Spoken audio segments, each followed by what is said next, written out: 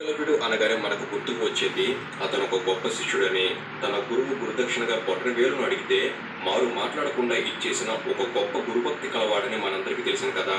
మహాభారతంలో ఏకలవ్యుడి పాత్ర చాలా కీలకమైంది.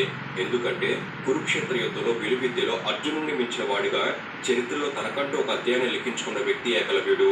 ఈ రోజు మనం ఈ వీడియోలో అసలు ఏకలవ్యుడు ఎవరు, ద్రోణాచార్యుడు అతని శిష్యుడిగా ఎందుకు తిరస్కరించాడు, గురువు లేకపోయినా అతను అంతటి విలువిద్యను ఎలా నేర్చుకున్నాడు, ఏకలవ్యుడు బొటనవేలుని ద్రోణాచార్యుడు ఎందుకు తీసుకున్నాడు, ఇంతకీ ఏకలవ్యుడు మంచివాడా చెడ్డవాడా, చివరికి ఏకలవ్యుడిని ఎవరు ఎలా చంపారు, మరలా రెండో జన్మగా ఎలా పుట్టి తన పగను తెచ్చుకున్నాడు, ఇలాంటి ఎన్నో విషయాల్ని మీ అందరికీ అర్థమయ్యే రీతిలో క్లియర్గా సింపుల్గా తెలియజేస్తాను. సో ఎండ్ వరకు మిస్ అవ్వకండి, ఇంట్రెస్టింగ్గా ఉంటుంది. అండ్ ఇలాంటి మరెన్నో ఇన్ఫర్మేటివ్ వీడియోస్ని మీ కొరకు తెచ్చేందుకు మీ సపోర్ట్గా చేసి లైక్ చేయండి చాలు. సో ఇంకా లేట్ చేయకుండా let's get into the video.